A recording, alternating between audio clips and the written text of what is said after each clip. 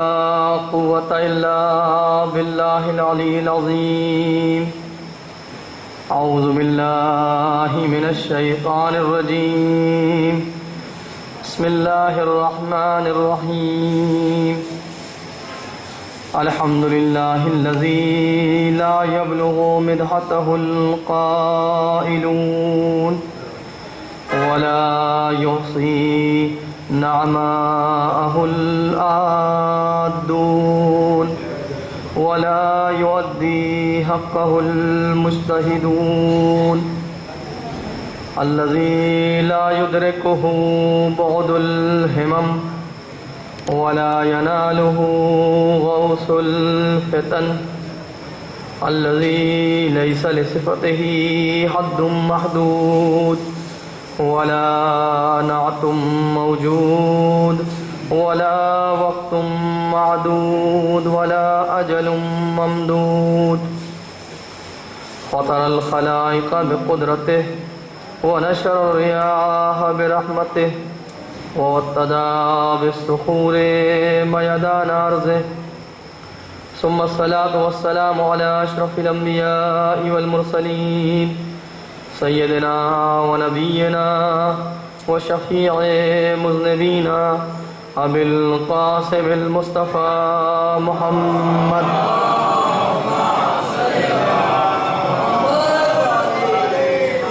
وآله الطيبين الطاهرين المعصومين ولعنة الله على أعدائهم وغاصبي حقوقهم أجمعين. أما بعد، فقد قال الله تبارك وتعالى في القرآن الكريم: أعوذ بالله من الشيطان الرجيم. بسم الله الرحمن الرحيم. قل إنما أعظكم بواحدة أن تقوموا لله مثنى وفرادا. صلوات بھیجیں محمد وعلیہ.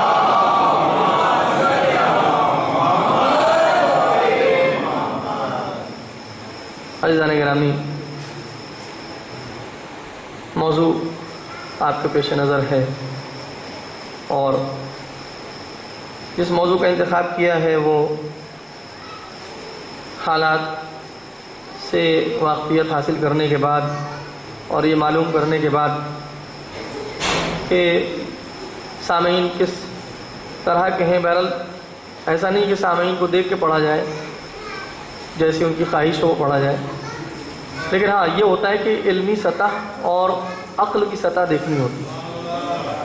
اور یہ بات اپنی طرف سے نہیں کہہ رہا ہوں، یہ بات خود معصومین علیہ السلام نے سکھائی ہے کہ کلم الناس علی قدر عقولہم، لوگوں سے ان کی عقل کے اعتبار سے بات کرو.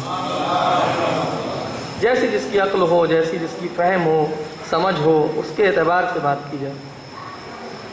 بہرحال معلوم ہوا کہ ماشاءاللہ اہل علم ہے یہاں پر اور سمجھدار مجمع ہے، سمجھدار طبقہ ہے، اسی لیے تھوڑا سا ہٹ کے موضوع کو انتخاب کیا ہے: کربلا کے عرفانی جلوے.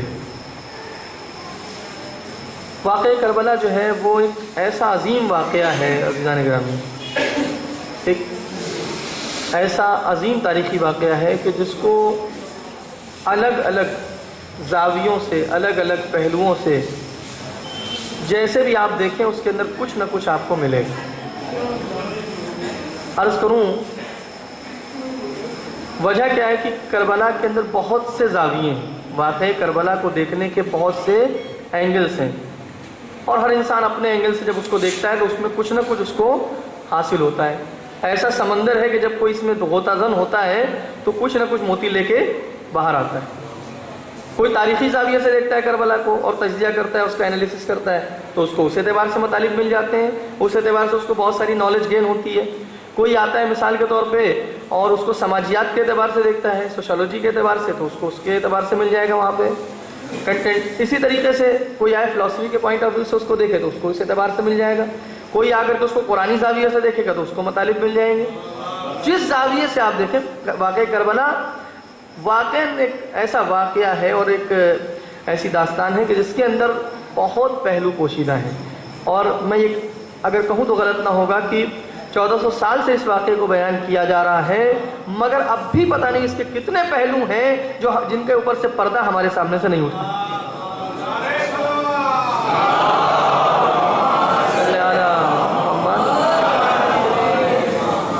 اور ایک وجہ عرض کروں گا، شاید وجہ وہ ہو جو میرے ذہن میں آ رہی ہے، اور وہ اسی وقت کچھ چیزیں ممبر پہ آتی ہیں اور دین ہوتی ہے ممبر کی عطا۔ دیکھیں قرآن مجید کو آپ دیکھیں، قرآن مجید بھی کیسی کتاب ہے؟ خدا کی کتاب ہے نا، خدا کی کتاب ہے قرآن مجید، خدا کا نازل کیا ہوا کلام ہے قرآن مجید۔ قرآن مجید کو آپ دیکھیں، اس کے اندر کتنے پہلو ہیں، اسی لیے مختلف پہلو ہونے کی وجہ سے الگ الگ اسکالرز نے، الگ الگ دانشوروں نے، دانشمندوں نے اپنے اعتبار سے اس کی تفسیر کی ہے۔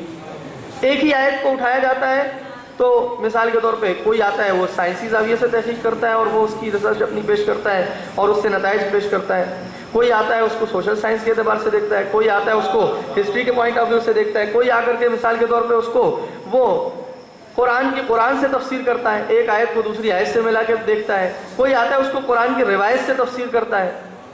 باقاعدہ الگ الگ تفسیریں ہیں قرآن کی، آپ کے پیش نظر ہوں گی، کوئی قرآن کی روایی تفسیر ہے، کوئی قرآن کی تاریخی تفسیر ہے، کوئی قرآن کی مثال کے طور پہ وہ سائنسی تفسیر ہے، کوئی قرآن کی اجتماعی تفسیر ہے، کوئی قرآن کی سیاسی تفسیر ہے، مختلف زاویوں سے الگ الگ دانشور جب بھی آتا ہے اور اپنے تمام علوم کو اور اس کے پاس جو معلومات ہیں اس کو لے کر کے جب قرآن کے بحر میں غوطہ زن ہوتا ہے اور غوطہ ور ہوتا ہے تو اس کو کچھ نہ کچھ وہاں سے موتی اور کچھ نہ کچھ اس کو لولو و مرجان مل جاتے ہیں اور کچھ نہ کچھ وہاں سے لے کے نکلتا ہے، ٹھیک ہے۔ اور یہاں پہ ایک بات عرض کر دوں، میں کئی مجلسوں میں تعارف کروا چکا ہوں اور پھر آپ کے لیے بھی تعارف کرانا شاید میں سمجھتا ہوں ضروری ہو، اور ایسی شخصیت کا تعارف کرانا ہی چاہیے، اور وہ عظیم علماء کے جو ہمارا سرمایہ ہے، شیعت کی ناک ہیں، شان ہے ہماری۔ اگر کوئی مسئلہ ہے تو آپ لوگ صلوات بھیجیے پر محمد والے محمد۔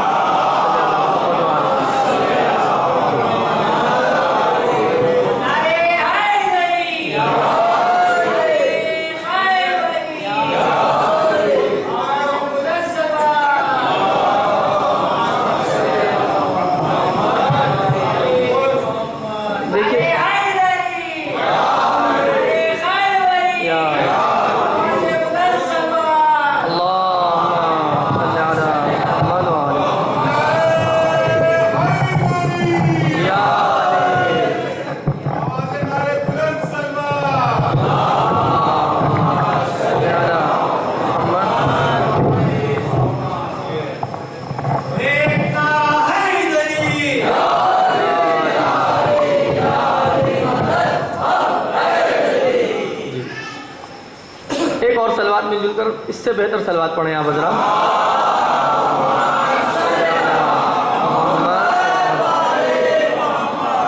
دیکھیے میں ایک بات عرض کر دوں آج پہلی مجلس میں کہ میں چیخوں گا نہیں زیادہ، کیونکہ یہ مائک ہوتے ہوئے چیخنے کا مطلب میں بے وقوف ہوں۔ صلوات بھیجیے پر محمد والے محمد۔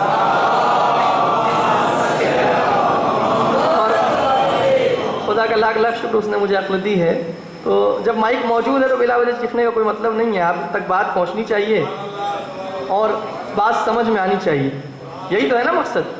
تو اگر یہ مقصد ہے تو کیا ضرورت ہے چیخنے چلانے کی؟ اور ایسا بھی نہیں کہ چیخ چلا کے زیادہ اچھی طریقے سے سمجھ میں آئے گی، بلکہ مجھے لگتا ہے کچھ باتیں نہیں سمجھ پائیں گے۔ ایک اور صلوات بھیجیے پر محمد و آل محمد۔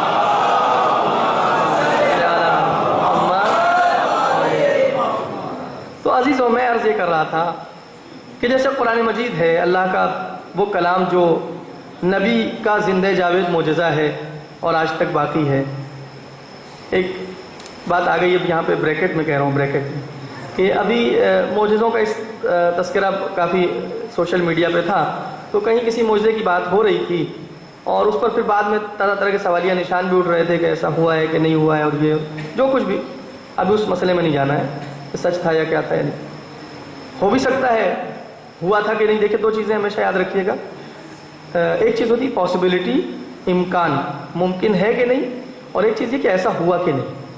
ممکن تو بہت کچھ ہے دنیا میں، ممکن تو یہ بھی ہے کہ ابھی یہاں اس مجمع سے کوئی اٹھے اور مجھے 1 لاکھ روپے دے دے، لیکن ایسا ہوا کہ نہیں، کیا ایسا ہوگا کہ نہیں؟ صلوات بھیجیے پر محمد و آل محمد۔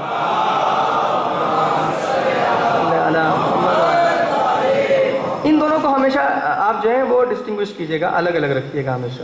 پاسبلٹی کس چیز کی ہے اور پھر ہوا ایسا یا نہیں ہوا، یہ انسیڈنٹ ہوا ہے یا نہیں ہوا ہے، یہ ہسٹری بتاتی ہے آپ کو.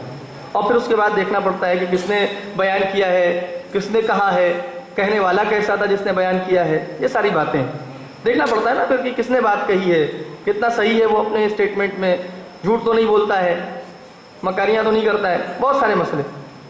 غرض یہ کہ میں نے وہاں پہ ایک بات کہی تھی کہ ٹھیک ہے جو معجزے ہوتے ہیں وہ الگ ہیں اپنی جگہ، ایک معجزہ ہر آدمی کے گھر میں روز ہو رہا ہے اور رکھا ہوا ہے. سارے مسلمان کے گھر میں ایک معجزہ جزدان میں لپیٹ کے ہم نے رکھا ہوا ہے. افسوس کی بات یہ ہے کہ دوسرے تمام معجزوں کی تلاش میں ہیں اور وہ نبی کا زندہ جاوید معجزہ جو ہمارے گھروں میں رکھا ہوا ہے اس کی طرف توجہ نہیں دیتے.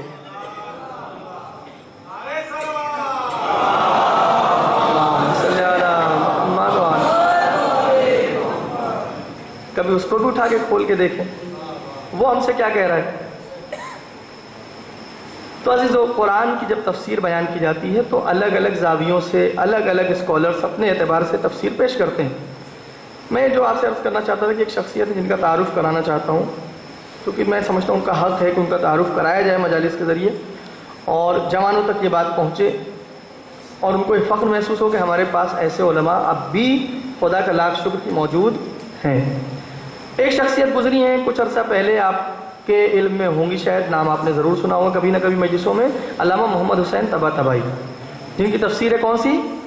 تفسیر المیزان. المیزان ان کی ایک تفسیر ہے، بہت ہی پیاری تفسیر ہے قرآن مجید کی. 20 والیومس ہیں اس کے، 20 والیومس، 20 سال میں لکھی ہے انہوں نے، 20 جلدوں کو 20 سال کی تحقیق کے بعد لکھا اور مایاناز تفسیر ہے، واقعاً بہترین تفسیر ہے. لیکن ان کے ایک شاگرد ہیں جو اس وقت حیات بھی ہیں، اللہ ان کو طول عمر دے، آیت اللہ رضوہ جوادی آملی، بہت عظیم شخصیت ہے آیت اللہ رضوہ جوادی آملی. وہ بھی تفسیر لکھ رہے ہیں اس وقت، اور گویا لکھ کیا بلکہ ان کا درس ہوتا ہے اور اس کو بعد میں تحریر کیا جاتا ہے اور پھر ان کو دکھایا جاتا ہے، پھر اس میں وہ اصلاح کرتے ہیں اور وہ چھپ رہی ہے تفسیر. آپ کو پتہ ہے تقریباً 20 سے 22 اتنی موٹی جلدیں چھپ چکی ہیں، ابھی سورہ بقرہ کی تفسیر اس میں ختم نہیں ہوئی ہے. سورہ مبارکہ بقرہ کی تفسیر ابھی ختم نہیں ہوئی ہے. ہم لوگوں کا یہ اندازہ ہے کہ جب انشاءاللہ وہ تفسیر مکمل ہوگی تو ہو سکتا ہے 100 والیوم کراس کر جائے، اور اتنی موٹی جلدیں. اور ایسا بھی نہیں کہ ریپیٹڈ باتیں ہیں اور ہلکی باتیں ہیں، اور ایسا کچھ نہیں ہے. اب اس میں ہوا کیا ہے، انہوں نے ایک آیت کی جب تفسیر کی تو پہلے قرآن کی قرآن سے تفسیر کرتے ہیں، پہلے ایک آیت کو سمجھنے کے لیے دوسری آیت کی مدد لیتے ہیں، یہ قرآن کی قرآن سے تفسیر. قرآن کی روایتوں سے تفسیر کرتے ہیں، اہل بیت علیہ السلام کے جو اقوال ہیں ان سے مدد لیتے ہیں اور ایک آیت کو سمجھنے کی کوشش کرتے ہیں. قرآن کی فلسفے کی نگاہ سے تفسیر ہوتی ہے، تاریخ کی نگاہ سے تفسیر ہوتی ہے، قرآن کی اس کے بعد سماجیات کے اعتبار سے مثلا، اور اس طریقے سے مختلف زاویوں سے، عرفان کی نظر سے، علم عرفان پورا ایک علم ہے اس کی نظر سے دیکھتے ہیں قرآن کی ایک آیت کو، اور اس طریقے سے ایک آیت کی جب وہ تفسیر کرتے ہیں تو کچھ نہیں تو مثلا آدھی جلد یا ایک جلد کتاب تک کبھی کبھی پہنچ جاتی ہے، یا مثلا 100-200 صفحے تک بات پہنچ جاتی ہے. عربی گرامر کے اعتبار سے قرآن کی تفسیر کرتے ہیں، الفاظ جو اس کے اندر ہیں، بلاغت کے لیے دیکھتے ہیں کہ فصاحت و بلاغت اس میں کتنی ہے آیت میں. تو عزیزان گرامی، یہ جو قرآن جو کلام ہے اور جو کلام صامت ہے، کلام صامت ہے خدا کا، اس کے اندر جب اتنی وسعت موجود ہے کہ جو جس زاویے سے آ کر کے علمی تحقیق کرتا ہے تو اسے کچھ نہ کچھ حاصل ہوتا ہے، تو پھر وہ واقعہ جو قرآن ناطق نے بپا کیا ہے، وہ واقعہ کربلا امام حسین کا قرآن ناطق ہے.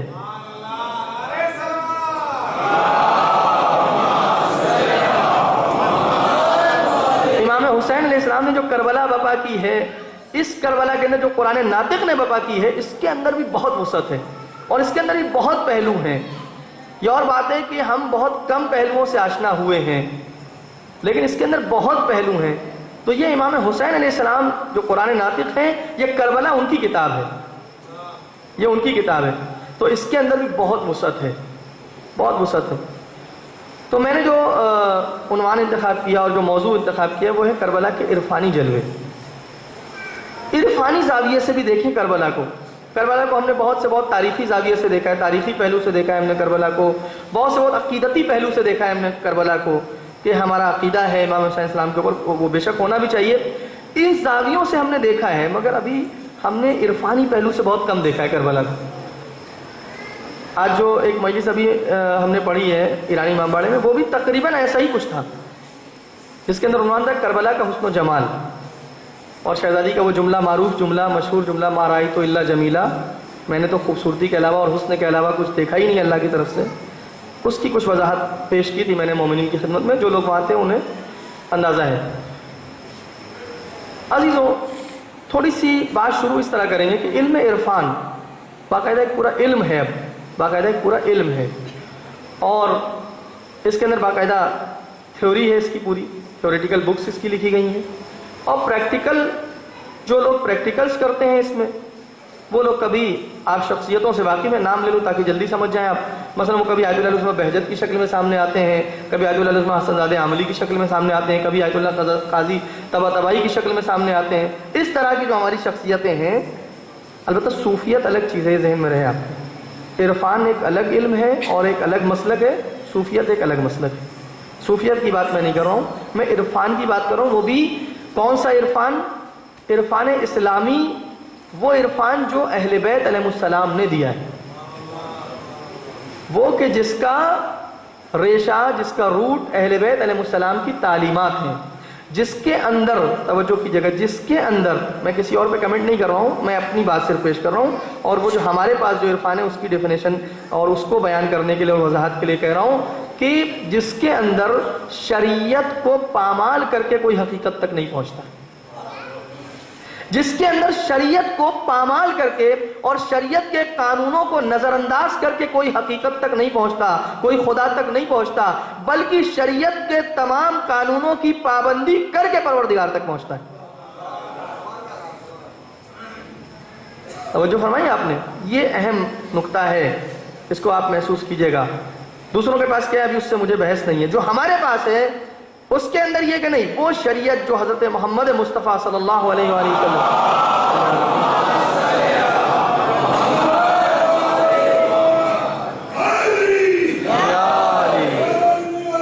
زندہ اللہم صلی علی محمد۔ کچھ شخصیتیں مجلس کی رونق ہوتی ہیں، جب وہ آئیں تو پتہ چلتا ہے کہ مجلس میں ہے موجود، اور اللہ ایسی شخصیتوں کو سلامت رکھے۔ ایک اور صلوات بھیجیے بر محمد و آل محمد صلی علی محمد۔ عزیزوں، میں جس عرفان کی بات کر رہا ہوں، اس عرفان کے اندر جو بنیادی چیز ہے وہ یہ کہ شریعت کے جو قوانین ہیں، ماننا یہ ہے کہ شریعت کی پیروی میں ہی حقیقت رکھی ہوئی ہے، شریعت کی پیروی کے ذریعے ہی حقیقت تک پہنچا جا سکتا ہے۔ اب یہ جو آج کل بہت سی باتیں ہوئی ہیں، جو ہمارے جوان بعض اوقات بہک بھی جاتے ہیں کہ کچھ لوگ آگے آپ کو بتاتے ہیں کہ چلیے ہم آپ کو ایک میڈیٹیشن بتاتے ہیں، میڈیٹیشن کیجیے گا، اور وہ فلاں ایک جو ہے وہ مثلا فلاں صاحب ہیں، فلاں گرو ہیں، وہ یہ بتاتے ہیں ایسا کریے ویسا کریے تو آپ کو بڑا سکون ملتا ہے، اندرونی سکون ملے گا، اور یہ ہوگا اور وہ ہوگا۔ میں کہتا ہوں 2 رکعت نماز اچھے سے پڑھ لو، وہی ملے گا جو ادھر ادھر ملے گا۔ صلوات بھیجیے گا بر محمد و آل محمد۔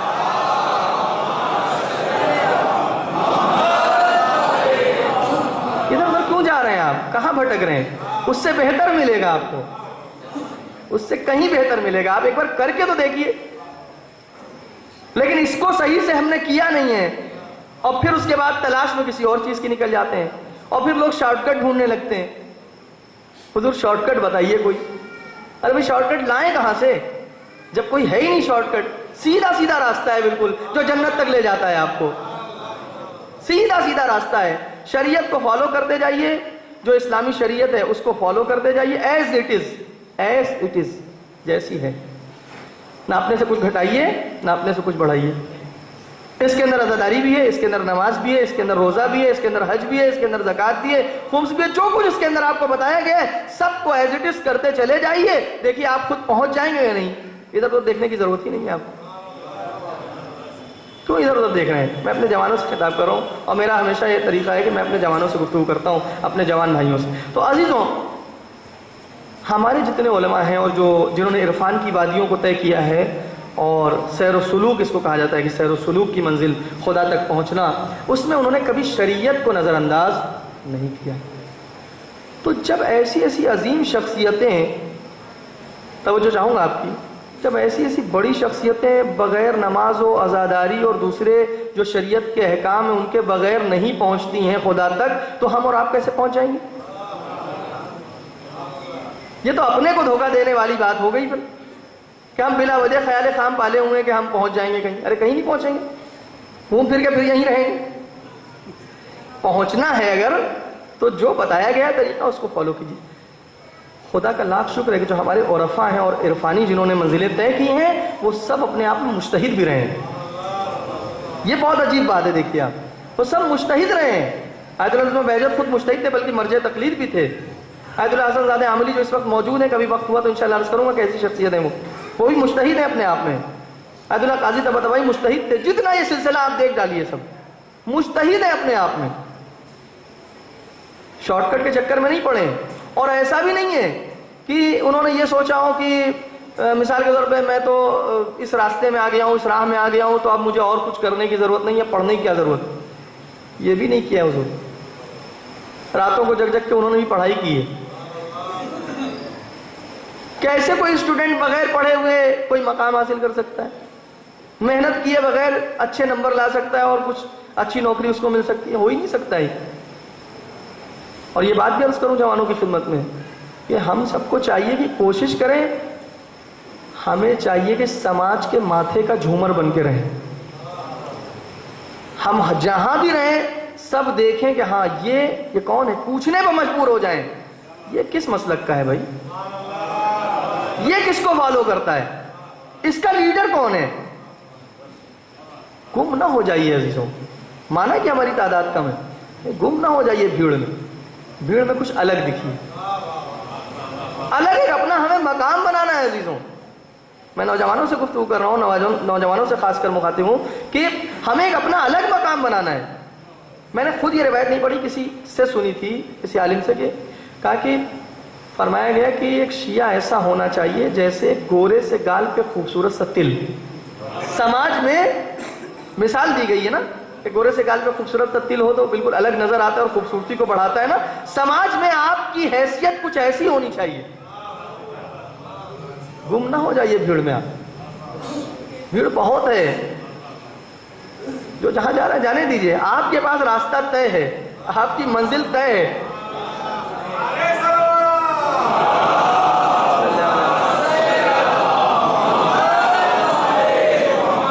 آپ کی منزل طے ہے، آپ کیوں بھٹک رہے ہیں؟ دوسروں کا مسئلہ الگ ہے، جو کر رہا ہے اس کی اپنی مرضی ہے، ٹھیک ہے۔ تھوڑا سا اختیار دیا ہے تو ہم لوگ اس کا مس یوز تو کرتے ہی کرتے ہیں، تو ٹھیک ہے، جس کو جتنا اختیار ملا ہے اپنے اعتبار سے۔ لیکن ایک بات اور ہے، ہماری یہ بھی کوشش ہونی چاہیے کہ صرف حق کو سمجھ لینا کافی نہیں ہے عزیزوں، حق کو دوسروں تک پہنچانا بھی ہماری ذمہ داری ہے، بہت اہم ہے عزیزوں۔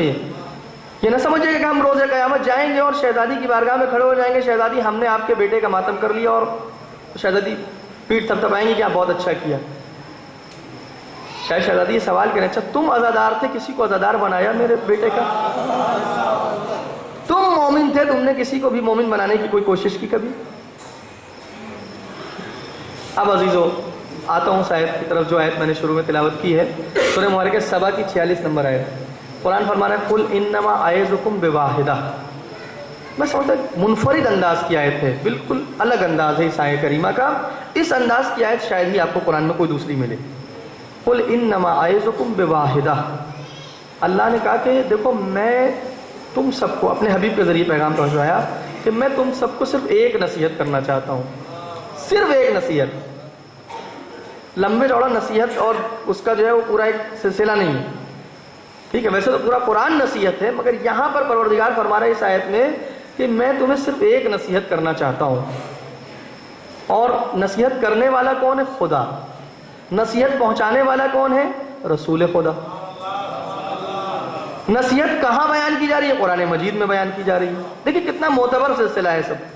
اس نصیحت کو نہ مانیں گے تو پھر کس نصیحت کو مانیں گے؟ اگر اس نصیحت کو ہم نے نہ مانا تو کون سی نصیحت پھر ہمارے اوپر اثر کرے گی؟ اگر یہ نصیحت بھی ہمارے اوپر اثر نہ کرے جس میں خدا نصیحت کر رہا ہے خود براہ راست. خدا نصیحت کرنے والا ہے, اپنے حبیب کو سہارا بناتا ہے نصیحت کرنے کے لیے, اور فرماتا ہے بس ایک نصیحت کرتا ہوں, ان تقوموا للہ مثنی و فرادا. دیکھو اللہ کے لیے کھڑے ہو جاؤ, دو دو کر کے بھی اور اکیلے بھی. کھڑے ہو جاؤ اللہ کے لیے. جب کھڑے ہو جاؤ کیا مطلب؟ بیٹھے ہیں کھڑے ہو جائیں. بھائی مجمع بیٹھا ہوا یہ کھڑا ہو جائے, سارا مجمع یہ ہو گیا. یہ اللہ نصیحت کرنا چاہ رہا ہے. کیا مطلب ہے ان تقوموا للہ مثنی و فرادا؟ اللہ کے لیے کھڑے ہو جاؤ دو دو کر کے بھی, یعنی اس کا مطلب گروہ کی شکل میں بھی اور اکیلے بھی. یعنی کبھی اگر ایسا ہو کہ گروہ نہ ملے تو یہ کہہ کے بہانے بازی نہ کرنا کہ اور کوئی نہیں تھا, ہم کیا کرتے, ہم اکیلے کیا کرتے, اکیلا چنا بھانڈ نہیں پھوڑتا. یہ سب بہانے نہیں چلیں گے. ہم تمہیں نصیحت کر رہے ہیں کہ کھڑے ہو جانا. اگر کوئی ملے ساتھی تو بہت اچھی بات ہے, نہ ملے تو اکیلے کھڑے ہو جانا. صلوات بھیجیے پر محمد و آل محمد.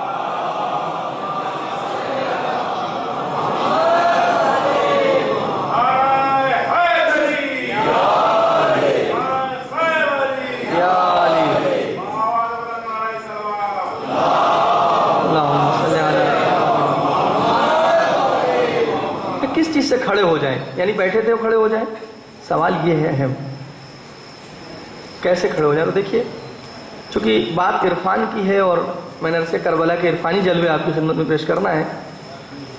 جو علم عرفان ہے اور جو لوگ عرفانی منزلیں اور معرفت کی منزلیں طے کرتے ہیں اور اللہ کی معرفت حاصل کرتے ہیں اور خدا تک پہنچتے ہیں, تو انہوں نے جو پہنچے ہوئے ہیں, جو پہنچے ہوئے ہیں, تو جب وہ پہنچ گئے منزل تک, تو اب انہوں نے جو مقصد تھا وہاں تک جب پہنچ گئے اپنے اس سفر میں, تو انہوں نے اپنے گویا سفر کی داستان لکھی ہے, سفر نامہ لکھا ہے سمجھیے.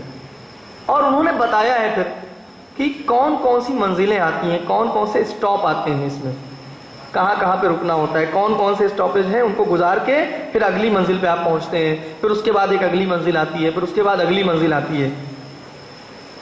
مثلا ایک شخصیت ہے خواجہ عبداللہ انصاری, انہوں نے کتاب لکھی منازل السائرین, سیر سلوک کرنے والوں کی منزلیں, اور اس میں انہوں نے 100 منزلیں بیان کی ہیں کہ 100 منزلیں ہوتی ہیں اور یہ 100 منزلیں طے کر کے انسان خدا تک پہنچتا ہے.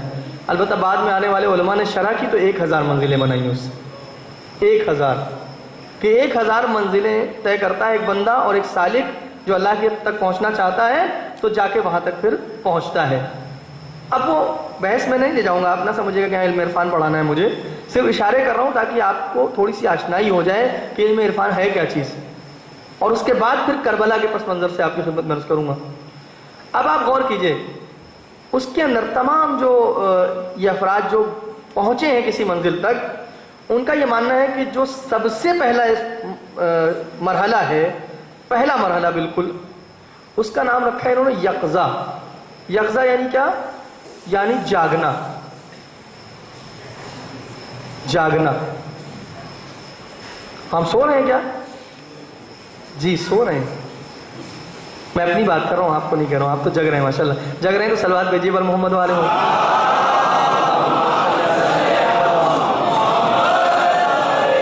سونے کا ٹائم بھی ہے کیونکہ ٹائم بھی تھوڑا سا آڈ ہے, تو نیند اگر کسی کو آئے تو اس وقت کم سے کم معاف ہے.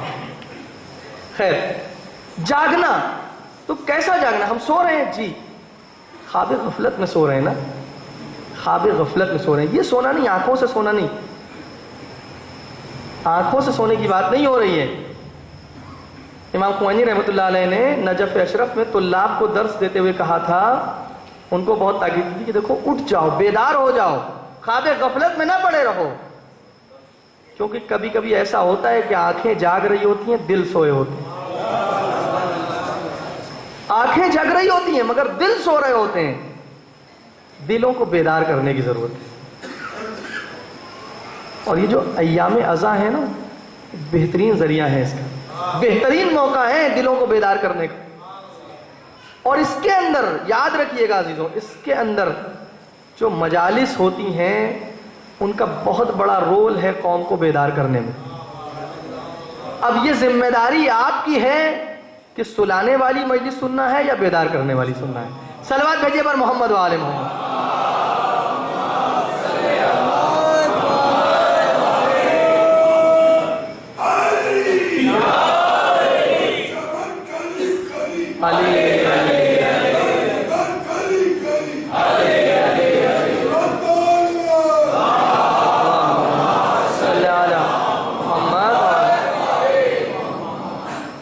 جا سکتا ہے؟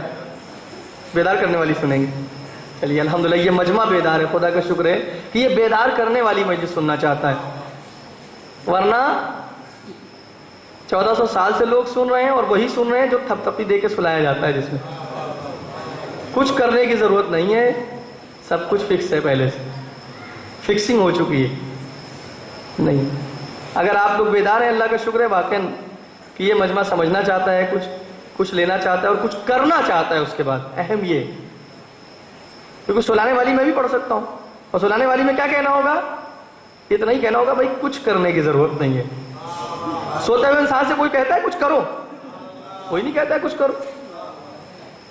ہاں اتنا ضرور ہوتا ہے کہ اگر سوتا ہوا انسان چونکنے لگے تو اس کو تھوڑی سی اور تھپ تھپی دی جاتی ہے کہ اور سو جائے گہری نیند میں، وہ بھی کر سکتے ہیں یہاں سے بیٹھ کے، لیکن وہ نہیں کرنا ہے۔ اور مجھے نہیں لگتا کہ آپ بھی وہ چاہیں، کسی سے بھی کوئی بھی آئے جو یہاں آ کے بیٹھے قطعاً اس سے یہ توقع نہ رکھیے گا اور نہ چاہیے نہ خواہش کیجیے کہ وہ آپ کو اور سلائے۔ آپ اس سے خود خواہش کیجیے کہ مجھے بیدار کیجیے، مجھے اٹھائیے۔ یہ آپ کس میں دیکھیے مجلس میں ٹرائنگل ہوتا ہے، ٹرائنگل ہے نا مجلس کے اندر، ایک مجلس پڑھنے والا، ایک سننے والا اور ایک ذاکر کو بلانے والا، بانی ہے مجلس، جسے ہم کہتے ہیں بانی ہے مجلس۔ تو یہ ٹرائنگل ہے، اگر یہ تینوں بیدار ہوں گے تو بیدار مجلسیں ہوں گی، اور اگر ان میں سے کوئی ایک سو گیا تو یاد رکھیے گا کہ مجلسیں پھر سلانے والی ہوں گی، بیدار کرنے والی نہیں ہو پائیں گی۔ صلوات بھیجیے پر محمد و آل محمد۔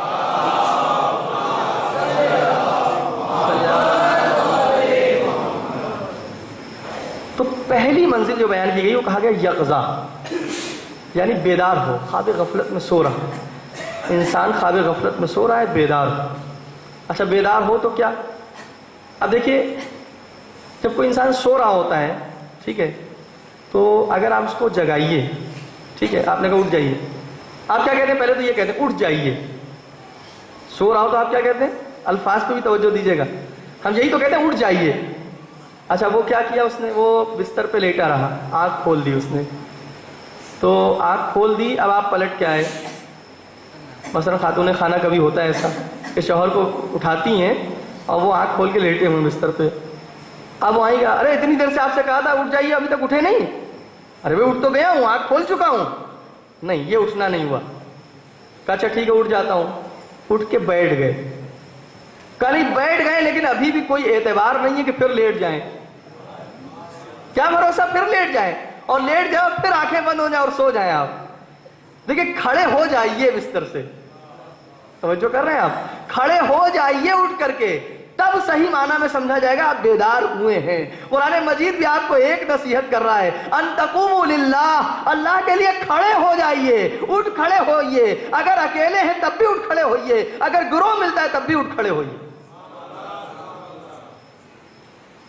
سوتے نہ رہیے، کھڑے ہو جائیے۔ یہ جو کہہ رہا ہے قرآن جو تعبیریں استعمال کرتا ہے واقعاً بڑی لطیف تعبیریں ہیں۔ ان تقوموا للہ، کھڑے ہو جائیے۔ تو پہلی منزل ہے یقظہ، یعنی انسان پہلے جاگے تو صحیح۔ جاگے گا تو کیا ہوگا؟ جاگے گا تو پہلے جب یہ جاگے تو یہ سمجھے، توجہ چاہوں گا، سمجھے کہ میں ایک مسافر ہوں، یہ سمجھے میں مسافر ہوں۔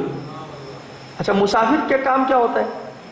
مسافر کو اگر کہیں جانا ہے تو وہ اپنی جگہ پہ بیٹھا رہتا ہے، ہاں تیاریاں کرتا ہے بھائی، وہ سامان سفر باندھتا ہے اور آمادہ کرتا ہے، اس کے بعد گھر سے نکلتا ہے، اسٹیشن پہ جاتا ہے، ٹکٹ پہلے خریدتا ہے، جا کے اس کے بعد اسٹیشن پہ گاڑی کا انتظار کرتا ہے، گاڑی آتی ہے تو گاڑی میں سوار ہوتا ہے، بہرحال تمام مرحلے جو آپ کو پتہ ہیں یہ سب کرتا ہے وہ۔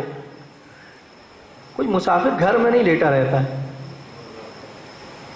اور جس گاڑی پہ بیٹھتا ہے یہ بھی اطمینان ہوتا ہے کہ یہ مجھے منزل تک پہنچائے گی، دیکھ کے بیٹھتا ہے۔ بھائی بھوپال اسٹیشن پہ گیا، بھوپال جنکشن پہ، اور ٹکٹ لیے تھے کسی اور گاڑی کا اور بیٹھ گئے کسی اور گاڑی پہ جو اپوزٹ ڈائریکشن میں جا رہی تھی، تو یہ 2-4 دن بھی بیٹھے رہیں گے تو پہنچنے والے نہیں ہیں۔ تو یہ جو مسافر ہوتا ہے اس کی خاصیت یہ ہوتی ہے کہ پہلی بات تو یہ آمادگی کرتا ہے، دوسری بات یہ کہ اسے اپنی منزل کا پتہ ہوتا ہے، تیسری بات یہ کہ منزل کے لیے صحیح وسیلہ انتخاب کرتا ہے، منزل تک پہنچنے کے لیے صحیح وسیلہ انتخاب کرتا ہے. ہر انسان کو وسیلہ نہیں بتاتا. جو وسیلے کے لائق ہو بس اسے وسیلہ بناتا ہے. جو اس لائق ہو کہ جو پہنچا سکے، جو اس لائق ہو کہ جس کا ایک سرا ادھر سے ملا ہو، ایک سرا ہم سے ملا ہو. کوئی ایسا نہ ہو جو خود کہے کہ بھیا میں اگر جو ہے وہ بہک جاؤں تو مجھے صحیح کر دینا. کوئی اگر ایسا ہو اس کا لے جانے والا ہو، جو وسیلہ جس کو یہ وسیلہ بنا رہا ہے منزل تک پہنچنے کا، اگر وہ خود یہ کہے کہ بھائی مجھے خود نہیں پتا ہے اور اگر میں بھٹک جاؤں تو مجھے سمجھا دینا، راستہ بتا دینا میں کدھر جاؤں، یہ تو کبھی نہیں پہنچے گا ایسا انسان منزل تک. منزل کے لیے ایسا وسیلہ ہونا چاہیے. اب عرض کر دوں تاکہ نیند غالب نہ آئے، یقظہ کی بات ہو رہی ہے، بیداری کی بات ہو رہی ہے. منزل کے لیے ایسا وسیلہ انتخاب کرنا ہوگا جو یہ کہے کہ میں زمین سے زیادہ آسمان کے راستوں سے واقف ہوں.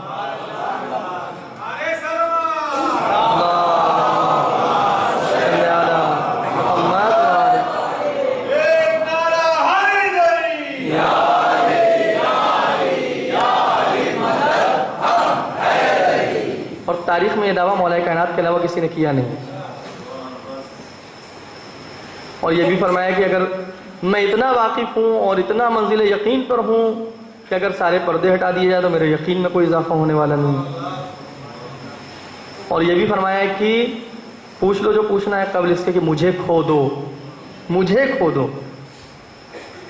یہ جو روایت کے جملے اس کا مطلب یہی ہے کہ جو قبل اس کے کہ تم مجھے کھو دو، تو قبل اس کے کہ علی تم سے کھو جائیں اور ان سے جو لینا چاہتے ہو وہ لے لو. تو عزیزو جو مسافر ہوتا ہے تو ہمیں یہ کیا سمجھنا ہوگا؟ پہلے سب سے پہلے جب بیدار ہوں گے تو سب سے پہلے یہ سمجھنا ہوگا کہ ہم مسافر ہیں. یہ دنیا دار قرار نہیں ہے، ہمیشہ رہنے والی جگہ نہیں ہے. چند دنوں کے لیے بھیجا گیا ہے، چند دنوں کے لیے ایک کام دے کے ایک ٹاسک دے کے بھیجا گیا ہے، اس کو پورا کرنا ہے اپنے ٹارگیٹ کو اور پھر واپس چلے جانا ہے. تو اسی اعتبار سے پھر انسان اس کے بارے میں یہاں جو ہم بھاگ رہے ہوتے ہیں اور دنیا کے پیچھے دوڑ رہے ہوتے ہیں، پھر یہ دوڑ تھوڑی سپیڈ اس کی کم ہو جائے گی اگر یہ بات سمجھ میں آ جائے گی. سب سے پہلے یہ بیداری پیدا ہو، غفلت سے باہر آئے. یہ دنیا داری جو اس نے اتنا غافل بنا دیا ہے کہ ایسا سمجھنے لگے ہیں ہم کہیں نہ کہیں کہ بس جیسے ہمیشہ یہیں رہنا ہے، جیسے کہ ہمیشہ یہیں رہنا ہے اور کہیں جانا ہی نہیں ہے، یہی ہماری آخری منزل ہے. تو ایک پہلا جھٹکا ضروری ہے. اور عرض کروں آپ کی خدمت میں، میں اپنی بات کہہ رہا ہوں کہ مجھ جیسا جو سویا ہوا انسان ہوگا اس کو جگانے کے لیے ہو سکتا ہے کہ خالی شانہ ہلانا کافی نہ ہو، بالٹیاں بھی ڈالنی پڑ جائیں، بالٹیاں بھی ڈالنی پڑ جائیں. اور عزیزوں منزل تو یہ ہے کہ کبھی کوئی قوم اتنا مردہ ہو جاتی ہے اور اتنا خواب غفلت میں چلی جاتی ہے کہ پھر اسے جگانے کے لیے پانی کے چھینٹے نہیں خون کے چھینٹے ڈالنے پڑتے ہیں.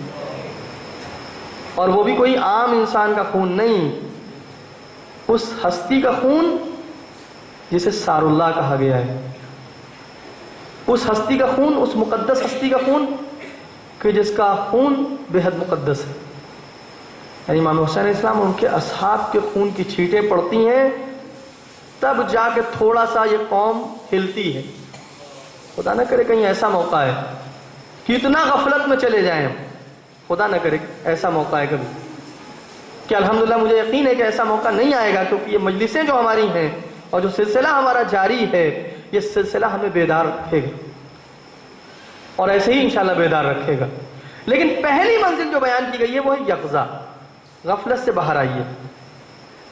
دیکھیے مسئلہ یہ ہے، ایک عالم ہے آیت اللہ غرضی کے نام سے، انہوں نے ایک بڑی پیاری بات کی ہے. دیکھیے کلی طور پہ دو ہی طرح کے انسان ہو سکتے ہیں، توجہ فرمائیے گا، دو طرح کے انسان ہو سکتے ہیں. یا وہ انسان ہوگا جو خدا کی اطاعت میں ہوگا اور خدا کا فرمان اور خدا کے حکم کی اطاعت کر رہا ہوگا، اور دوسرا انسان وہ ہوگا جو ابلیس کی اطاعت کر رہا ہوگا.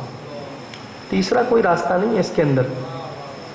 آپ غور کیجئے گا، کیونکہ خدا کی اطاعت کو چھوڑنا یہ خود ابلیس کی اطاعت تک پہنچا دیتا ہے. ادھر آپ نے چھوڑا ادھر وہاں پہنچے. درمیان میں کوئی اور راستہ نہیں ہے کہ درمیان میں کوئی راستہ ہو، بیچ کا کوئی راستہ نہیں ہوتا ہے. یا خدا کی اطاعت ہوتی ہے یا ابلیس کی اطاعت ہوتی ہے، یا خدا کی فرما برداری ہوتی ہے اور یا ابلیس کی فرما برداری ہوتی ہے. تو بہت سارے لوگ یہ سمجھتے ہیں کہ ہم حق کا ساتھ نہیں دیں گے تو باطل میں شمار نہیں ہوں گے. یہ بڑی غلط فہمی ہے. عزیزو، حق کا ساتھ نہ دینا خود بخود باطل میں آپ کو شامل کر دے گا. آپ کچھ بھی چاہیں، راستے دو ہی ہیں صرف، یا حق کا ساتھ دیجئے یا باطل کا ساتھ دیجئے. خاموشی کا کوئی راستہ نہیں ہے عزیزان گرامی. صلوات بھیجئے پر محمد و آل محمد.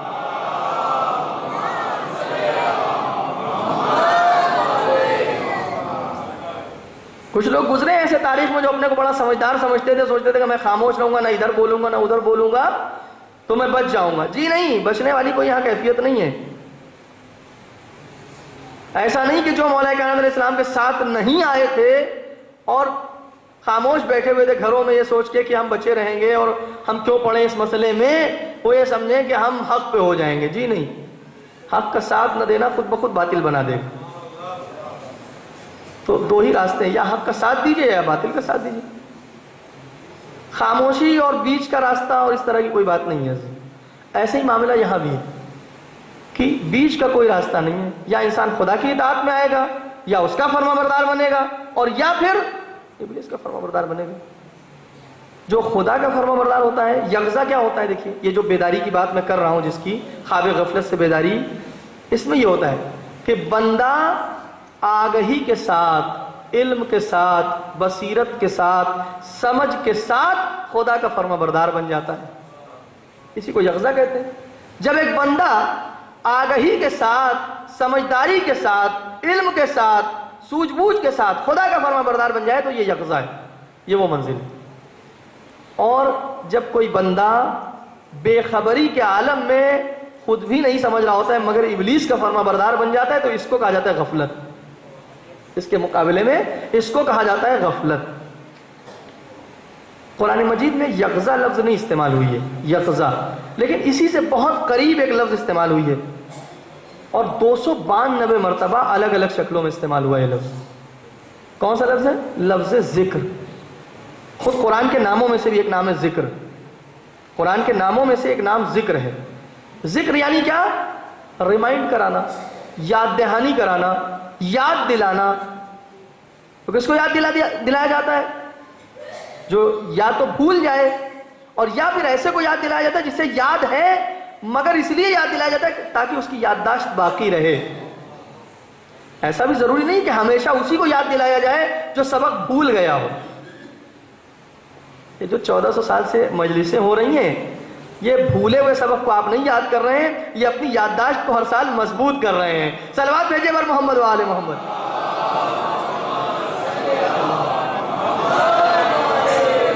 تو مجلسیں بپا کرنا خود بتا رہے ہیں کہ ہم بھولے نہیں ہیں. مولا اے آقا آپ کو بھولے نہیں اور نہ بھلا سکتے ہیں. اور اس لیے نہیں بھلا سکتے ہیں کہ شہزادی زینب کا وعدہ ہے، واللہ لا تمیت وحینا ولا تنسوا ذکرنا. خدا کی قسم، نہ تم ہماری وحی کو مٹا سکتے ہو اور نہ ہمارے ذکر کو مٹا سکتے، نہ ہماری یاد کو مٹا سکتے ہو. شہزادی نے تاریخی جملہ کہہ دیا اور وعدہ کر دیا تو یہ وعدہ باقی رہے گا. یہ ذکر مٹنے والا نہیں ہے. یہ صرف اس لیے ہے کہ تاکہ یہ یادداشت باقی رہے. ہر سال جو ہمیں یاد ہے سبق، اس کو ریمائنڈ کر لیں، اس کو دہرا لیں. ریویژن ہے ایک طرح کا، ریوائز کر لیں تاکہ کہیں ذہنوں سے، اور خاص کر ہماری اگلی نسل کے ذہنوں سے یہ مٹنے نہ پائے. اس لیے یہ پورا اہتمام کیا جاتا ہے 2 مہینے 8 دن ہمارے یہاں. تو عزیزوں، اب وہ انسان کہ جو بھول جائے وہ غافل ہے. اور قرآن نے جو یقظہ سے بہت ہی قریب لفظ استعمال کیا وہ ذکر ہے، اور الگ الگ شکلوں میں تقریباً 292 مرتبہ استعمال کیا. اور 292 مرتبہ 292 ٹائمز اگر یہ یوز کیا جا رہا ہے قرآن میں، اس کا مطلب بہت اہم مسئلہ ہے. کبھی قرآن مجید کہتا ہے، اس طرح ارشاد فرماتا ہے کہ یا ایھا الذین آمنوا اذکروا اللہ ذکرا کثیرا. اے مومنو، بہت زیادہ تم ذکر کرو اللہ کا، بہت زیادہ اللہ کو یاد رکھو. کبھی فرماتا ہے فاذکرونی اذکرکم، مجھے یاد رکھو میں تمہیں یاد رکھوں گا. واشکرونی ولا تکفرون، اور دیکھو میرا شکریہ کرنا، کفران نعمت نہ کرنا. کبھی قرآن مجید دوسرے انداز میں نماز کا فلسفہ بیان کرتا ہے، اقیم الصلاۃ لذکری، نماز کو قائم کرو میری یاد باقی رکھنے کے لیے. کبھی قرآن مجید کسی اور انداز میں ہمیں یاد دہانی کراتا ہے، کبھی اس طرح کہتا ہے کہ دیکھو کچھ ایسی شخصیتوں کو ہم تمہیں یاد دلاتے ہیں جو ہمیں یاد رکھنے والی تھی۔ وَاذْكُرْ فِي الْكِتَابِ مریم، مریم کو یاد کرو، ابراہیم کو یاد کرو، اسماعیل کو یاد کرو، موسیٰ کو یاد کرو، عیسیٰ کو یاد کرو۔ اس انداز میں قرآن یاد دہانی کراتا ہے آپ کو۔ اور کبھی کبھی تو ایسا ہوتا ہے قرآن مجید فرماتا ہے کہ دیکھو یاد دہانی اگر یاد نہ رکھا تو اس کا نقصان کیا ہوگا، نقصان کو بتا کر کے ہمیں متوجہ کرتا ہے اور ہوشیار کرتا ہے کہ دیکھو نقصان بہت سخت ہے۔ قرآن مجید ارشاد فرماتا ہے من اعرض عن ذکری فإن له معیشۃ ضنکا ونحشرہ یوم القیامۃ اعما، جو ہماری یاد کو بھلا دے گا اور جو غافل ہو جائے گا ہم سے، تو یاد رکھو کہ دنیا کی زندگی میں بھی اسے ہم بہت سختیوں میں ڈالیں گے اور آخرت میں بھی اندھا اٹھایا جائے گا۔ البتہ اندھے کا مطلب یہ آنکھ والا اندھا نہیں، شاید دل اس کا اندھا ہو جائے گا۔ تو عزیزوں، غفلت یقظہ کے مقابلے میں ہے، بیداری اس کے مقابلے میں غفلت، آپ سب جانتے ہیں اس کا اپوزٹ غفلت ہے۔ غفلت سے بچنا ہے۔ قرآن مجید غافلوں کے بارے میں کیا فرما رہا ہے؟ سورہ مبارکہ اعراف ارشاد ہو رہا ہے اعوذ باللہ من الشیطان الرجیم وَلَقَدْ ذَرَأْنَا لِجَهَنَّمَ كَثِيرًا مِنَ الْجِنِّ وَالْإِنسِ لَهُمْ قُلُوبٌ لَا يَفْقَهُونَ بِهَا وَلَهُمْ أَعْيُنٌ لَا يُبْصِرُونَ بِهَا وَلَهُمْ آذَانٌ لَا يَسْمَعُونَ بِهَا أُولَٰئِكَ كَالْأَنْعَامِ بَلْ هُمْ أَضَلُّ أُولَٰئِكَ هُمُ الْغَافِلُونَ۔ یہ وہ لوگ ہیں کہ دیکھو ہم جہنم کو انسانوں جناتوں کی کثرت سے بھر دیں گے۔ کیوں؟ کیونکہ لَهُمْ قُلُوبٌ لَا يَفْقَهُونَ بِهَا، دل ہے مگر سمجھتے نہیں، غور و فکر نہیں کرتے۔ نہ دیا ہو وسیلہ سوچنے سمجھنے کا تو حق کے اعتراض ہے، وسیلہ دیا ہے سوچنے سمجھنے کا، دل دیا ہے لیکن سمجھتے نہیں، غور نہیں کرتے۔ آنکھیں دی ہیں مگر دیکھتے نہیں جیسے آنکھیں بند کیے ہوئے ہیں، کان دیے ہیں مگر سنتے ہی نہیں ہیں۔ اولئک کالانعام بل هم اضل، یہ تو جانوروں جیسے بلکہ اس سے بھی بدتر ہیں۔ اولئک هم الغافلون، یہی تو غافل ہے، یہی تو غافل ہے۔ تو عزیزوں، غفلت بہت عجیب بیماری ہے، یہ پیدا ہو جائے انسان کو تو کہاں لے جاتی ہے؟ جانوروں سے بھی پست کر دیتی ہے۔ کیونکہ دیکھیں انسان جب غفلت کا شکار ہوتا ہے، یاد رکھیے گا، جب انسان غفلت کا شکار ہوتا ہے تو میں نے عرض کیا نا کہ دو ہی باتیں ہیں، یا خدا کا فرما بردار بنے گا یا ابلیس کا فرما بردار بنے گا۔ جو غافل ہو گیا ہے وہ کس کا فرما بردار ہے؟ ابلیس کا فرما بردار ہے۔ تو جب ابلیس کا فرما بردار ہے اور جب غفلت کا شکار ہوگا تو عزیزان گرامی اکیلا ابلیسی کام نہیں کرتا ہے، اکیلا شیطانی کام نہیں کرتا ہے، دوسروں کو بھی بہکاتا رہتا ہے۔ جانوروں کے اندر یہ بات نہیں ہے۔ پہلی بات تو جانوروں کے اندر وہ عقل نہیں ہے، اور اگر تھوڑی بہت ان کے اندر سوچ سمجھ ہو بھی تو اگر وہ بہکیں گے بھی تو اکیلے بہکیں گے۔ یہ حضرت انسان ہے جو خود بھی بہکتا ہے اور کئیوں کو بھی بہکا کے لے جاتا ہے اپنے ساتھ۔ صلوات بھیجیے گا پر محمد و آل محمد۔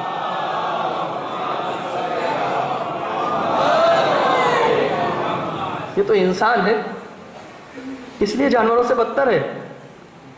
بس آخری بات، چونکہ وقت ختم ہو گیا ہے، سوال یہ ہے کہ جو قلب غافل ہو جاتا ہے اللہ کی یاد سے اور جس میں غفلت پیدا ہو جاتی ہے، تو کیا کبھی بیدار نہیں ہو سکتا؟ کیا وہ دل کبھی بیدار نہیں ہو سکتا، کبھی زندہ نہیں ہو سکتا؟ نہیں، دو طرح کے دل ہیں۔ بس یہ آخری بات کہہ رہا ہوں، اس کے بعد وقت ختم ہو گیا، میں مسائل کی طرف آؤں گا۔ دو طرح کے دل ہوں گے۔ ایک اس انسان کا دل جو اتنا غفلت کا شکار ہوتا ہے کہ پھر مہر لگ جاتی ہے، اب کچھ نہیں ہو سکتا۔ قرآن نے بیان کیا نا ختم اللہ علی قلوبہم، اللہ نے ان کے دلوں پہ مہر لگا دی۔ اتنا ابلیس کی فرما برداری کی، اتنا شیطان کی فرما برداری کی کہ اب دل پہ ایک دم مہر لگ گئی، تالے لگ گئے۔ اب اس کی کوئی ہدایت نہیں ہو سکتی، اب یہ بیدار نہیں ہو سکتا، اب یقظہ کی منزل تک نہیں پہنچ سکتا۔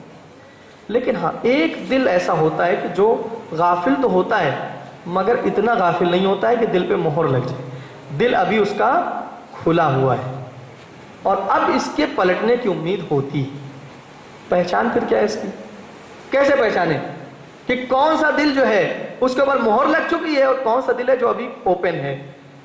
اوپن ہارٹ سرجری نہیں، اوپن ہے، یہ دل اوپن ہے، ابھی کھلا ہے، اس کے اندر ابھی گنجائش ہے قبول کرنے کی، حق کو ماننے کی۔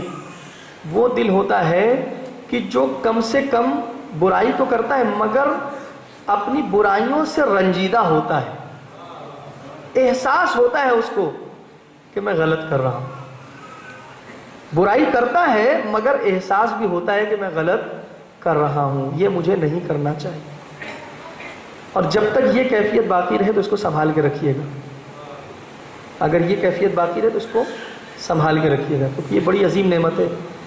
چونکہ یغزا جب پیدا ہوگا تو اس کے بعد توبہ کی منزل آتی ہے. دوسری منزل جو ہے توبہ کی آتی ہے. پہلے تو جاگے نا غفلت سے، چونکیں تو صحیح، چونکیں گے تو پھر توبہ کی منزل آئے گی.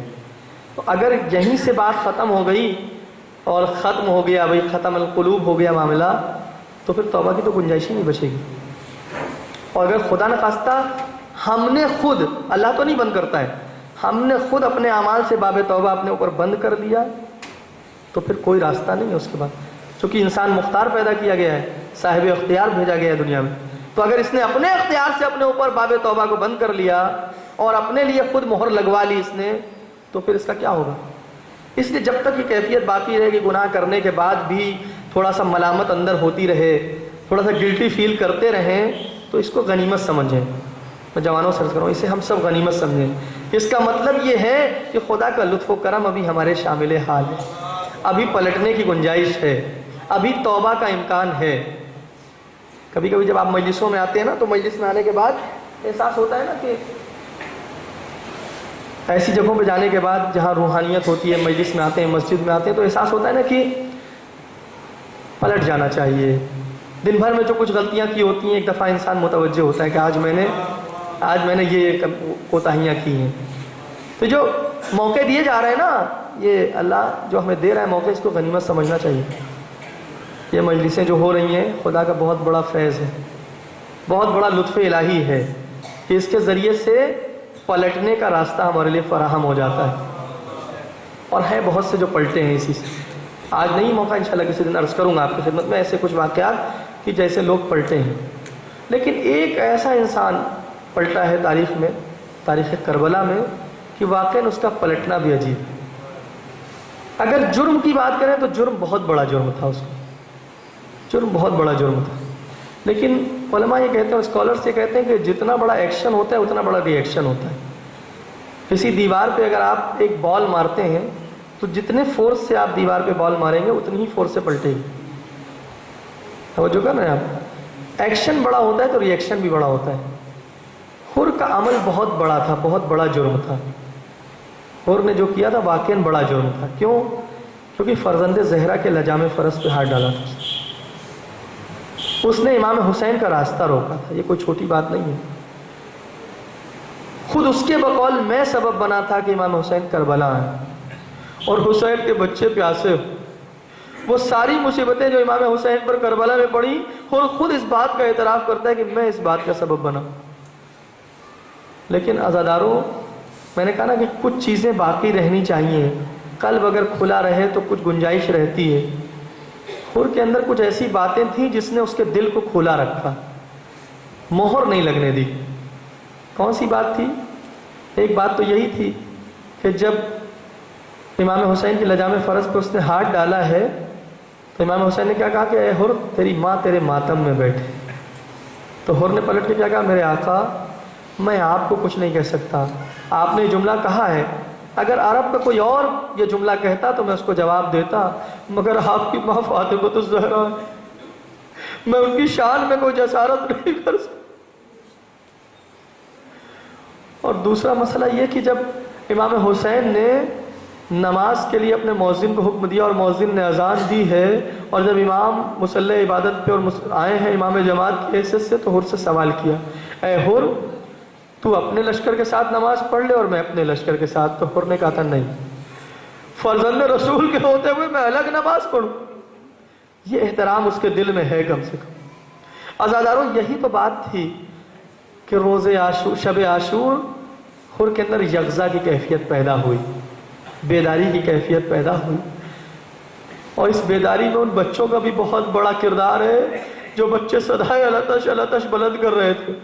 حر کے کانوں میں جب یہ آوازیں آتی تھی تو حر ایک مرتبہ تڑپ جاتا تھا. جب بچوں کی آواز سنتا تھا تڑپ جاتا تھا، ارے میں ہی تو ہوں جو سبب بنا ہوں کہ حسین کے بچے اس وقت پیاس سے تڑپ رہے. اجرکم اللہ. پوری رات حر اپنے آپ سے لڑتا رہا، اور پھر بیداری کی وہ منزل آئی کہ ایک مرتبہ امام کی طرف آتا ہے، پورے واقعات مجھے نہیں پڑھنا ہے، آپ کے ذہنوں میں ہے۔ امام کے پاس آتا ہے، امام کی خدمت میں سر کو جھکائے ہوئے ہے، ہاتھوں کو پس گردن بندھوائے ہوئے ہے، ایک مجرم کی طرح سے امام کے پاس آتا ہے، قدموں میں گر جاتا ہے، قدموں میں سر رکھ کر کے نظروں کو جھکا کے امام سے صرف اتنا پوچھتا ہے، میرے آقا جو میں نے اتنا بڑا جرم کیا ہے، کیا اس کے بعد بھی توبہ کی کوئی گنجائش؟ امام حسین نے جواب دیا، میں نے بھی تجھے معاف کیا اور میرے اللہ نے بھی تجھے معاف کیا۔ اب اس کے بعد حر آگے بڑھ کے کہتا ہے، میرے آقا مجھے اجازت دے دیجئے، میں جلد سے جلد اپنی جان کو آپ پر فدا کرنا چاہتا ہوں۔ تاریخ نہیں کہتی کہ امام حسین نے حر کو روکا، بہت زیادہ امام حسین نے روکنے کی کوشش نہیں کی ہے حر کو۔ کیا وجہ ہو سکتی ہے کہ امام حسین نہیں روک رہے؟ بڑی عجیب منزل ہے۔ دو پہلو بیان کیے جاتے ہیں کیوں امام حسین نے جناب حر کو نہیں روکا ہے۔ ایک پہلو یہ بیان کیا جاتا ہے اس لیے نہیں روکا کہ امام حسین کریم آقا ہے، کریم مولا ہے۔ امام حسین جانتے ہیں کہ حر اس وقت پشیمان ہے، اس وقت ندامت کا پسینہ اس کی پیشانی پہ ہے، جتنی دیر میری نگاہوں کے سامنے رہے گا اور زیادہ ضمیر اسے مارتا رہے گا، اور زیادہ وہ گھٹ گھٹ کے مرتا رہے گا۔ جب جب اس کے کانوں میں جتنی جتنی میرے بچوں کی آواز جائے گی، حر اور زیادہ تڑپ تڑپ کے مرے گا۔ اس لیے اگر حر اپنی جان کو مجھ پر فدا کرنا چاہتا ہے تو اسے جانے دو۔ اور دوسری وجہ شاید یہ رہی ہو کہ امام حسین نے سوچا ہو، ارے یہ حر جب میرا دشمن بن کے آیا تھا تو میرے پاس اتنا پانی تھا کہ میں نے نہ صرف حر کو، اس کے لشکر کو، اس کے رہواروں کو میں نے سیراب کیا تھا، مگر آج جب یہ میرا دوست، میرا چاہنے والا بن کے آیا ہے تو مجھ حسین کے پاس ایک قطرہ آب نہیں ہے کہ میں اس کی کوئی میزبانی کر سکوں۔ ارے اگر میں حر کو پانی نہیں پلا سکتا تو میں اسے پیاسا بھی کیوں رکھوں؟ عزادارو امام حسین نے حر کو رخصت دے دی، جناب حر میدان میں چلے گئے۔ تمام واقعات نہیں پڑھنے ہیں، بس وہ آخری منزل پڑھنی ہے کہ جب جناب حر گھوڑے سے گرتے ایک مرتبہ آقا کو آواز دیتے ہیں، ارے حسین غریب، حر کے سرانے پہنچتے ہیں۔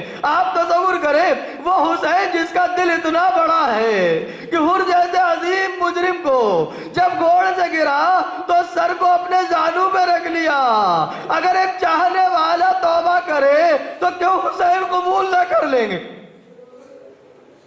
عزادارو جناب حر کا سر امام حسین کے زانوں پر ہے۔ اب حر کے سر امام حسین کے زانوں پہ ہے، حر کے سر سے خون بہ رہا ہے۔ عزادارو ایک مرتبہ امام حسین نے وہ رومال نکالا جو ماں کی نشانی ہے۔ ارے عجیب منزل ہے، کربلا کے کسی شہید کو یہ رتبہ نہ ملا کہ رومال سیدہ سر پہ باندھا جاتا، مگر حر کو یہ مرتبہ مل رہا ہے۔ آج دل چاہتا ہے سوال کروں، آخر حر کو یہ رتبہ کیوں؟ شاید جواب یہ ملے، ارے حر نے شہزادی کی حرمت کا خیال کیا تھا، حر نے یہی تو جواب دیا تھا، میرے آقا آپ کی ماں فاطمہ زہرا ہے، میں ان کی شان میں گستاخی نہیں کر سکتا۔ شاید یہی وجہ ہو کہ آج حر کی پیشانی کو رومال سیدہ نصیب ہو رہا ہے۔ الا لعنۃ اللہ علی القوم الظالمین، سیعلم الذین ظلموا ای منقلب ینقلبون، انا للہ و انا الیہ راجعون، رضا بقضائک و تسلیما لامرک لا معبود سواک۔ پروردگار تجھے واسطہ ہے محمد و آل محمد علیہ السلام کا، ہماری سزا کو قبول فرما۔ پروردگار اس میں اگر ہم سے کوئی کمی اور کوتاہی ہو سے درگزر فرما۔ پروردگار جتنے مومنین غم امام حسین میں گریہ کر رہے ہیں ان کی آنکھوں پر اپنی رحمت نازل فرما، ان آنکھوں کو اس دن شاد رکھ جس دن تمام آنکھیں گریہ کریں۔ پروردگار جتنے مومنین یہاں موجود ہیں، جتنے عزادار یہاں موجود ہیں، اور اس دنیا میں جتنے بھی امام حسین کے عزادار ہیں، ان سب کی تمام دلی حاجات کو پورا فرما۔ پروردگار جو مومنین پریشان حال ہیں ان کی پریشانیوں کو دور فرما۔ پروردگار جو قرضدار ہیں انہیں قرض کے بار سے سبکدوش فرما۔ پروردگار جو بے اولاد ہیں انہیں صاحب اولاد بنا، جو صاحب اولاد ہیں انہیں اپنی اولاد کی تربیت کی توفیق عطا فرما۔ پروردگار علماء اعلام، مراجع اکرام، خصوصاً آیت اللہ العظمہ سیستانی حفظ اللہ، آیت اللہ العظمہ خامنئی حفظ اللہ اور دیگر مراجع اعظام کا سایہ ہمارے سروں پر باقی رکھ، ہمیں ان کی پیروی کی توفیق عطا فرما۔ परवरदिगार मुक़द्दस मकामात की हिफाजत फरमा, उन लोगों की हिफाजत फरमा जो उन मुक़द्दस मकामात की हिफाजत में दिनों रात कोशिश कर रहे हैं। परवरदिगार उलमाए आलम मराजे कराम का साया हमारे सरों पर बाकी रख। दुश्मनान इस्लाम अगर हिदायत के काबिल नहीं है तो उन्हें निस्तो नाबूद फरमा। परचम इस्लाम को सरबलंद फरमा, परचम कुफ्र और निफाक को सरनिगू फरमा। परवरदिगार हमें ख्वाब गफलत से चौंका दे। परवरदिगार इन मजलिसों के सदक़े में हमें बेदार कर दे। परवरदिगार इस कौम को बेदार कर दे, आने वाली नस्लों को बेदार कर दे। परवरदिगार आखिरी हुज्जत के ज़ुहूर में ताजील फरमा, हम सबको इस लायक बना के उनके आवान व अंसार में शामिल हो सकें। आप हज़रात से गुजारिश है, चंद सूरह फातिहा की गुजारिश है। फैयाज़ हुसैन इब्न सज्जाद हुसैन, साबिर हुसैन वल्द इनायत हुसैन, सगीर फ़ातिमा बिनत मकबूल हुसैन, सआदत हुसैन वल्द साबिर हुसैन, इनकी रूह को, जुमला मोमिन मोमिनात की रूह को इस साल